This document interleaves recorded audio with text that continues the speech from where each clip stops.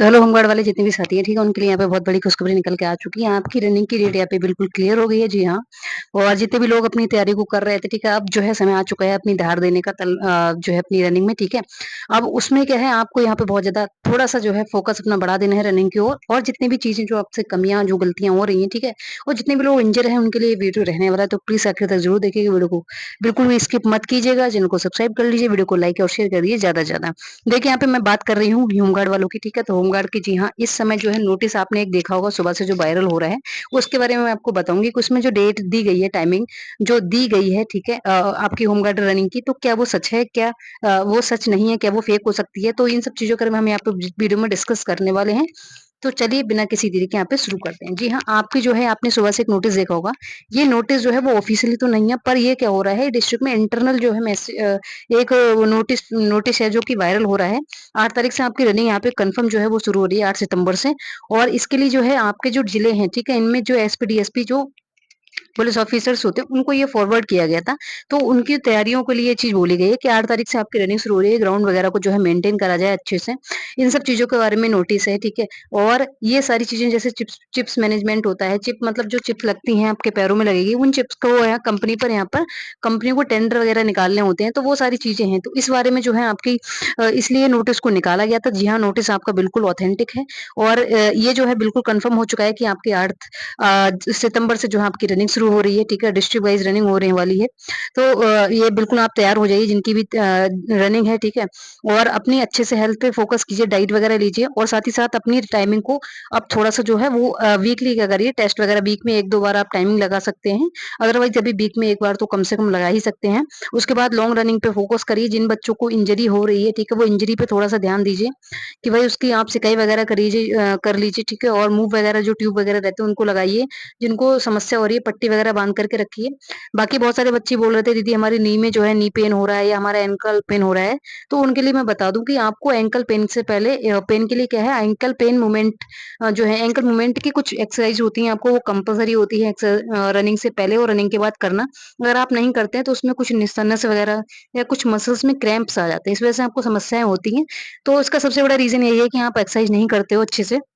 आपको यूट्यूब पे देख लीजिएगा एंकल और नी की बहुत सारी मोबिलिटी की बहुत सारी एक्सरसाइज़ेज़ जो है वो भरी पड़ी हैं, आप वहाँ से देख लीजिए, उनको फ़ॉलो कीजिए। साथ ही रनिंग करने से पहले बिल्कुल डायरेक्ट रनिंग शुरू नहीं करनी है, वार्म अप वगैरह कर लीजिए अच्छे से, ठीक है? एक्सरसाइज़ कर लीजिए थोड़े प्री रनिंग एक्सरसाइज़ आती हैं, फिर बाद में रनिंग की एक्सरसाइज़ भी आती हैं, ठीक है? तो वो सारी आपको फ़ॉलो करना है, एक डिसिप्लिन से आप रनिंग करेंगे तो आपको इंजरी होने के चांसेस बहुत ज़्यादा कम हो जाएँगे। बाकी आपका पेन लगातार रह रहा है तो उसका सबसे बड़ा रीज़न आपके शूज़ भी हो सकते हैं, शूज़ अच्छे ज़रूर ले लीजिएगा, ठीक है?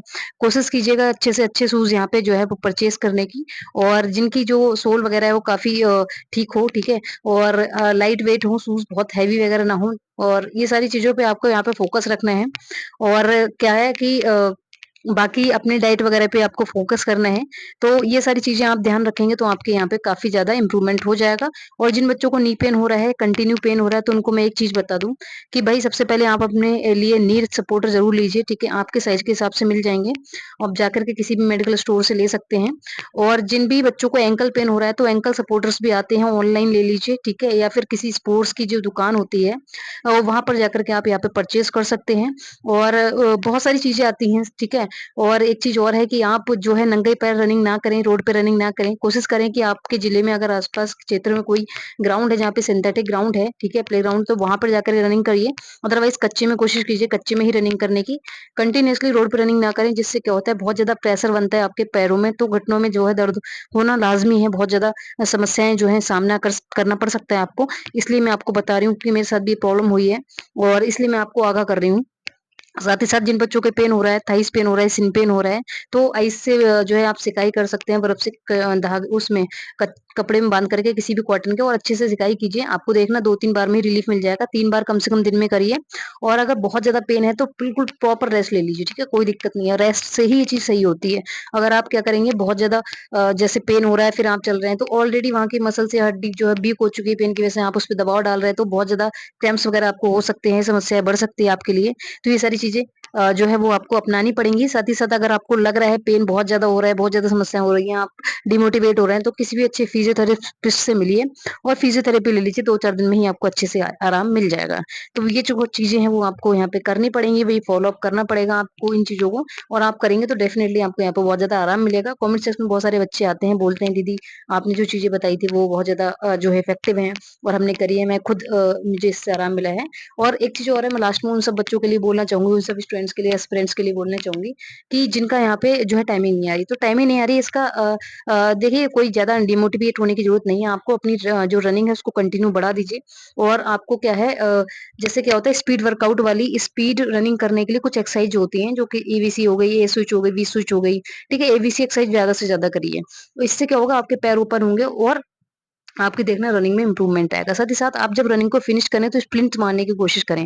अगर आप पूरी तरीके से शरीर से फिट हैं तो स्प्रिंट ज़रूर लगाइए। स्प्रिंट मतलब होता है स्पीड में, ठीक है? 100 मीटर, 50 मीटर इस तरीके के स्प्रिंट्स भी आप लगाने की कोशिश करिए। एक-एक दिन का वर्कआउट इसमें भी ऐड कर लीजिए अपने वर्कआउट में। जिससे क्या होगा आपकी स्पीड में बहुत ज़्यादा यहाँ पे इम्प्रूवमेंट आपको देखने को मिलेगा। जैसे बॉडी पूरी थक जाती है फिर आखिर में हम 100-200 मीटर जितना खींच सकते हैं, उसको स्प्रिंट बोलते हैं। तो वो आप करेंगे तो आपको डेफिनिटली यहाँ पे बहुत ज़्यादा फ़ायदा मिलने वाला है। जब हम रनिंग को बिल्कुल एकदम फिनिश करते हैं तो फिनिश देने से पहले हमको स्प्रिंट्स से हमारे यहाँ पे काम आती हैं जो कि बहुत ज़्यादा इफेक्टिव रहने वाली होती हैं। तो बाकी अगर आपके लिए कितना ज़्यादा हेल्पफुल रहने वाला है मेरे वीडियोज़ पहले भी आपने देखे होंगे बहुत सारे बच्चे बोलते हैं तो प्लीज़ थोड़ा-सा मोटिवेट करने के लिए आप कोई मैसेज लिख सकते हैं, ठीक है? कमेंट सेक्शन में अपनी समस्याएँ लिख सकते हैं और समाधान मैं आपको बता ही दूँगी। बाकी मिलते हैं नेक्स्ट टाइम, तब तक के लिए जय हिंद, बाय-बाय।